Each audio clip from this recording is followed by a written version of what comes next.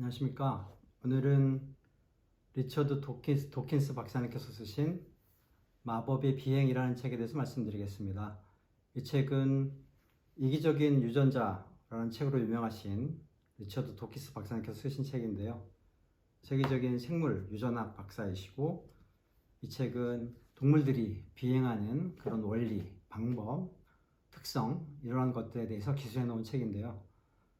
굉장히 재미있는 그런 생물의 세계를 배울 수 있는 책입니다.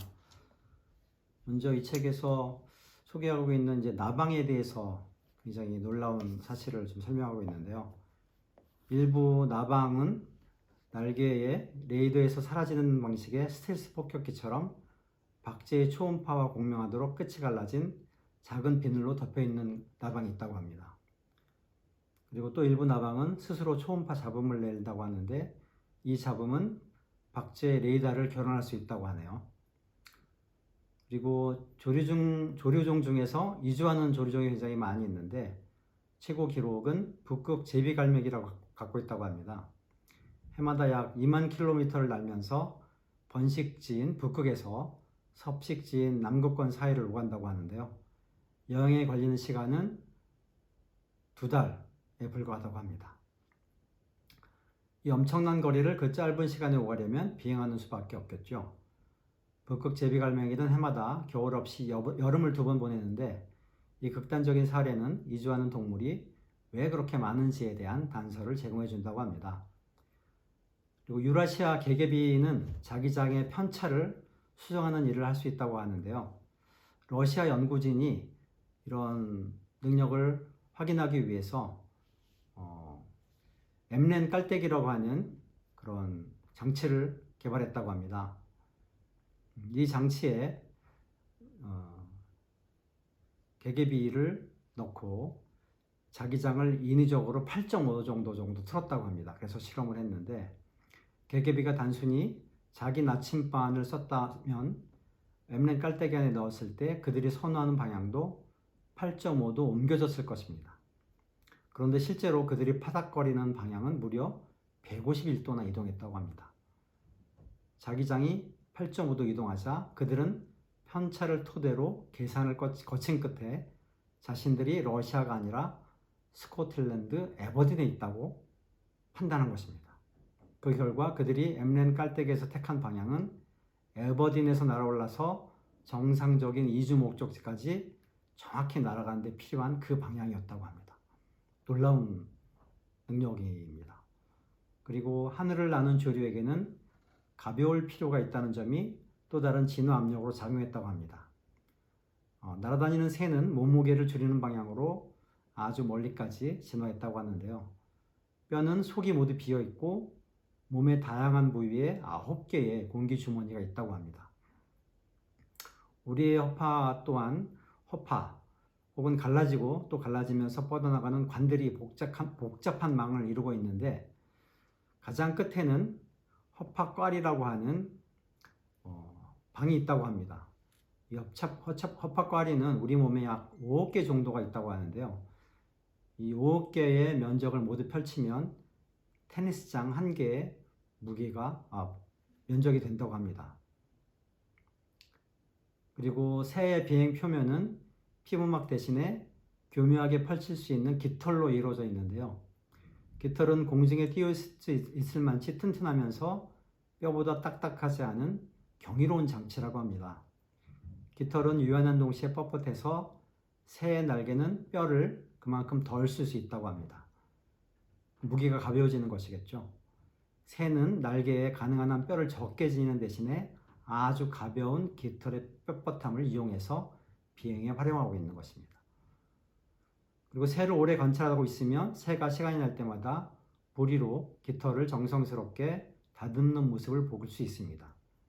새의 목숨은 말 그대로 깃털에 달려있기 때문에 날개 깃털이 제대로 맞물리지 않으면 비행 능력이 떨어지고 포식자에게서 달아나지 못할 수도 있다고 합니다.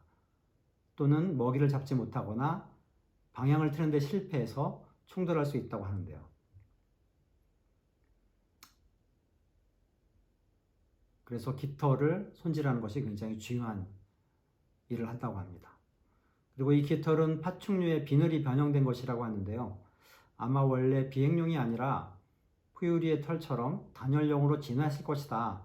이런 추측이 있는데 여기서도 우리는 진화가 이미 있는 것을 이용해서 발전한다 라는 사실을 알 수 있습니다. 이 보풀보풀한 단열 깃털은 나중에 한가운데에 깃털을 튼튼하게 지탱하는 기축이 생기면서 더 길어졌고 더 튼튼하면서 유연한 이런 특성이 비행에 딱 맞게 진화했습니다. 새의 날개는 전체가 깃털로 이루어진 비행 표면이고요. 표면적은 새의 나머지 표면적에 맞먹을 만큼 크다고 합니다. 날개가 동물 전체 크기에 비해 넓은 표면적을 지녀야 비행에 적합하다고 하는 것이죠. 공중에 뜰 양력을 일으켜내면 그렇게 큰 면적이 필요하다고 합니다. 그리스 신들의 전령인 헤르메스의 샌들의 작은 날개가 달려있는데요. 헤르메스의 몸을 생각하면 어림도 없는 그런 크기라고 합니다. 그리고 독수리 같은 새들은 온난 상승기류를 써서 활공할 수 있다고 하는데요. 온난 상승기류는 독수리를 수천 미터 높이까지 밀어 올릴 수 있다고 합니다. 아프리카 사바나 상공에서는 독수리가 빙빙 돌면서 서서히 고도를 높여가는 모습을 볼 수 있는데요. 온난 상승기류의 수직기둥 안에서 머물면서 상승하기 위해서 빙빙 도는 것이라고 합니다. 그리고 물고기 중에서도 날 수 있는 종이 있는데요. 날치입니다. 날치는 아주 커다란 지느러미를 써서 날개처럼 그걸 활용해서 높고 멀리 뛰어오를 수 있다고 합니다. 그들은 지느러미를 파닥거리는 대신에 이런 날개처럼 사용해서 활공을 할 수 있다고 하는데요. 때로는 물결로 상승기류가 생기는데 이 상승기류의 도움을 받아서 최대 시속 65km, 무려 200m까지 날아갈 수 있다고 합니다.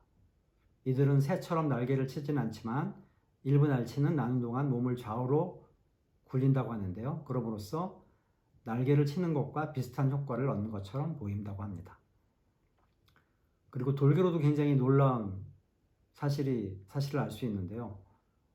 유선형으로 생겨 있어서 물속에서 유영하는 데 적합하고 그리고 일종의 비듬 형태로 피부를 계속 떨궈준다고 합니다. 이 놀라운 사실은 2시간마다 돌고래의 맨 바깥층 피부가 새롭게 형성된다고 하는데요. 이것은 속도를 낮출 수 있는 장애가 되는 미세한 소용돌이의 생성을 줄이는 효과가 있다고 합니다. 굉장히 놀라운 효과고 2시간마다 피부를 다 갈 수 있다는 것도 굉장히 놀라운 그런 사실입니다. 그리고 곤충은 놀라울 만치 빠르게 날개를 칠 수 있는데요. 몇몇 깔따구는 진동수가 1초에 무려 1046번 칠 수 있다고 하는데요. 이게 우리가 모기를 볼 때, 모기는 우리를 물려고 할 때 들리는 그 짜증나는 소음, 이게 바로 진동수라고 하는데요.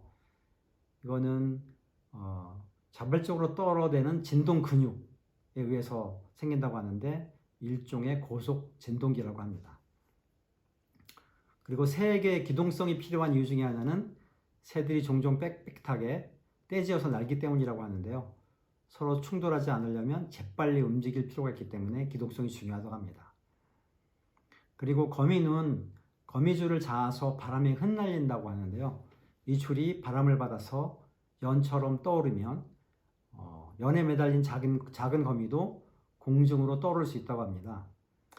새끼 거미들은 이런 식으로 수백 킬로미터를 날아가기도 한다고 합니다. 이른바 공중부유 생물인 거죠. 이 기구를 타는 거미는 이륙할 때 지구의 정전기장에서 얼마간 양력을 얻는다는 증거도 있다고 합니다. 이것도 놀라운 사실이고요. 그리고 우리가 도깨비불이라고 부르는 것이 있는데요. 이건 사실 늪가스라고 불리는데 이게 늪지대에서 발생하는 메탄이 불이 붙어서 생긴 것이라고 합니다. 그리고 동물이 내는 가장 뜨거운 열, 이거는 일본의 벌의 사례에서 볼 수 있다고 하는데요. 일본 벌 중에 몇몇 종들은 말벌이 집을 습격했을 때 달려들어서 말벌을 에워싼다고 합니다. 마치 공처럼 꽉꽉 둘러싸게 되는데 그런 뒤에 배를 떨어서 진동을 일으키면 온도가 무려 47도까지 올라간다고 합니다. 말벌은 말 그대로 익어서 죽는다고 하는데요. 일벌들은 이제 그런 결과로 죽음을 맞는다고 하는데 이것도 굉장히 놀라운 사실이고요. 그 다음에 메뚜기 등 다른 도약곤충들처럼 벼룩도 레실린이라는 놀라운 탄성 물질을 지니고 있다고 합니다. 레실린은 새총의 고무에 해당하는데 고무줄, 탄성이 아주 뛰어나서 고무줄보다 더 뛰어나다고 합니다. 벼룩의 근육은 시간을 들여서 천천히 레실린을 감는다고 하는데요. 그 탄성체에 저장된 에너지가 두 다리에 순간 방출되면서 벼룩이 높이 뛰어오를 수 있다고 합니다. 그리고 우리 인간 모두는 태어날 때, 태아 때 손가락 사이에 물갈퀴가 있다고 합니다. 그리고 일부는 물갈퀴를 지닌 채 태어나는 아기도 있다고 하네요. 그리고 모든 포유류 동물들은 자궁에 있을 때 손가락에 물갈퀴가 달려있다고 합니다. 나중에 물갈퀴를 이루는 세포들이 죽어서 사라지면서 태어난 것이라고 하는데요. 그러나 수달처럼 헤엄치기 위해서 물갈퀴가 필요한 생물들은 예외적으로 물갈퀴가 있는 채 태어나서 자란다고 합니다. 박쥐도 그런 예이고요. 날아다니는데 그게 필요하기 때문이라고 합니다. 그리고 방금 말한 물갈퀴를 지니고 태어나는 그런 아기들도 있는데 이런 아기들은 세포의 자연사가 충분히 진행되지 않은 상태에서 태어난 것이라고 합니다. 이런 사실들을 이 책을 통해서 알 수 있었는데요. 굉장히 재미있는 내용들이고 이런 내용들을 아이들이 학창시절에 읽게 되면 생물이 정말 재미있는 것이고 유익한 것이구나 라는 걸 알 수 있을 텐데 대학 입시를 위해서 배우는 우리의 생물은 너무나 재미없고 저 역시도 재미없었고요. 생물에 대한 흥미를 떨어뜨리는 그런 작용을 오히려 하고 있는데 이런 재미있는 책들을 알게 된다면 아이들도 자연스럽게 생물에 대해서 관심을 가지게 될 수 있을 것 같습니다. 그리고 우리 인간이 비행을 하게 된 것도 이런 자연에서 동물이나 새를 잘 관찰해서 그것을 응용한 덕분입니다. 우리의 비행이 더 나아지는 방향으로 발전한 것도 역시 이런 자연계에서 배운 많은 사실들을 토대로 하고 있습니다. 이와 같이 자연은 우리에게 굉장히 중요한 그런 부분이고 우리가 함께 살아나가야 되는 그러한 공생, 생태계입니다. 그래서 우리는 자연을 보호해야 되고 자연을 더 오래 후손들에게 물려줄 수 있도록 보존하는 것이 우리가 해야 될 일인 것 같습니다. 이상 리처드 도킨스 박사님께서 쓰신 마법의 비행에서 재미있는 사실들을 몇 가지 말씀드렸고요. 이런 좋은 책들을 아이들에게 읽게 해주는 게 부모된 입장에서 바람직한 도리인 것 같습니다. 그럼 오늘 마법의 비행에 대한 안내 마치겠습니다. 고맙습니다.